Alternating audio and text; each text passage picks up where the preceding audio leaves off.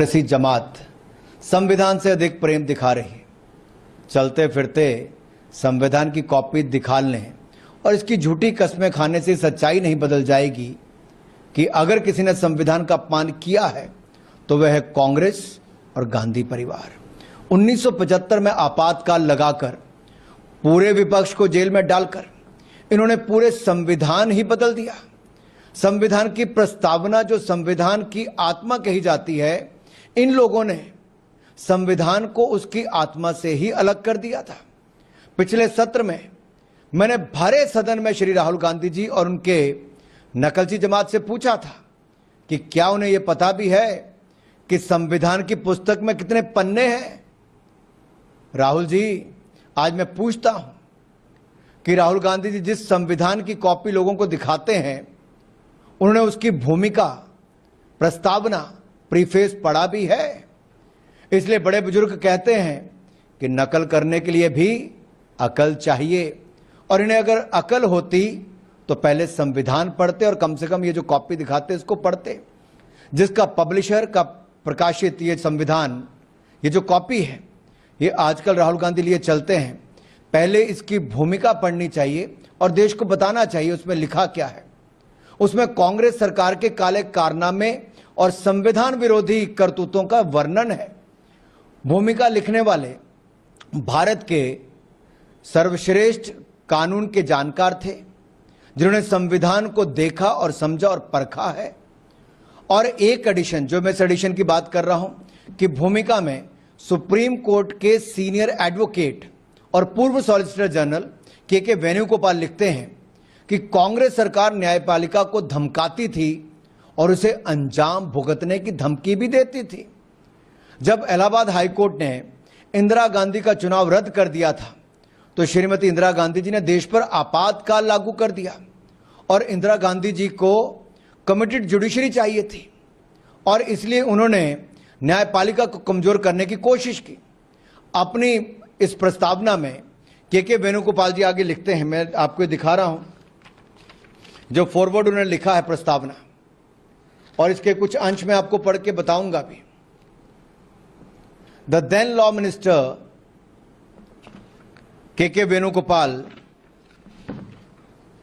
has rightly written here, an atmosphere of confrontation was sought to be created by those whose duty, अगर आप यहां पे देखें तो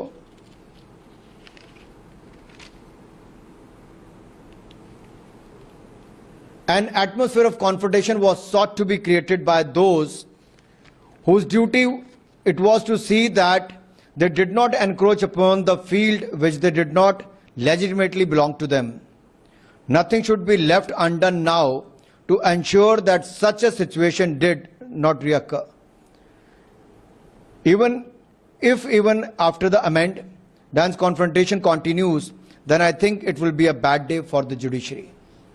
न्यायपालिका को खुली चुनौती और धमकी दी गई, या तो हमें मनमानी करने दें या फिर अंजाम बुरा होगा। राहुल जी, क्या आप इस विषय पर बोलेंगे? और इसी एडिशन में वेणुगोपाल जी ने तो स्पष्ट लिखा है कि कैसे इंदिरा गांधी जी ने आपातकाल लगाकर देश के प्रजातंत्र और संविधान को रौंदा। अब इसके 7वें संस्करण की भूमिका पढ़कर सुना देता हूं, जिसमें शंकर नारायणन जी जो सीनियर एडवोकेट हैं वो क्या लिखते हैं। अगर आप उसको भी देखेंगे, उन्होंने बहुत स्पष्ट लिखा है कि our constitution was crafted by the finest and most emancipated minds of the time and thankfully not directed by the confused Nehruvian social policy that guided successive governments. और अगर आप इसमें अगले पन्ने पर देखेंगे, बड़ा स्पष्ट लिखा है, were it not for the strength of this document, Indira Gandhi would not have been compelled to end darkest episode in independent India by ending the emergency, and the nation's poorest would not have been empowered by the right to information act.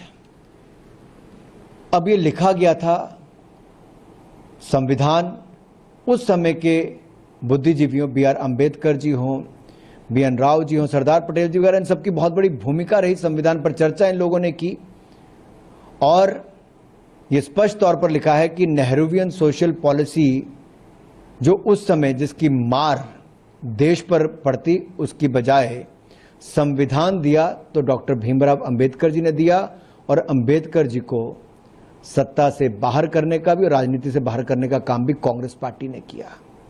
श्रीमान राहुल गांधी जी, इसको लहराने से काम नहीं चलेगा, पढ़ना भी पड़ेगा, और इसका प्रीफेस और फॉरवर्ड पढ़ेंगे तो आप इसको जवाब दीजिए कि आप इससे सहमत हैं जो के वेणुगोपाल जी ने और गोपाल शंकर नारायण जी ने लिखा है।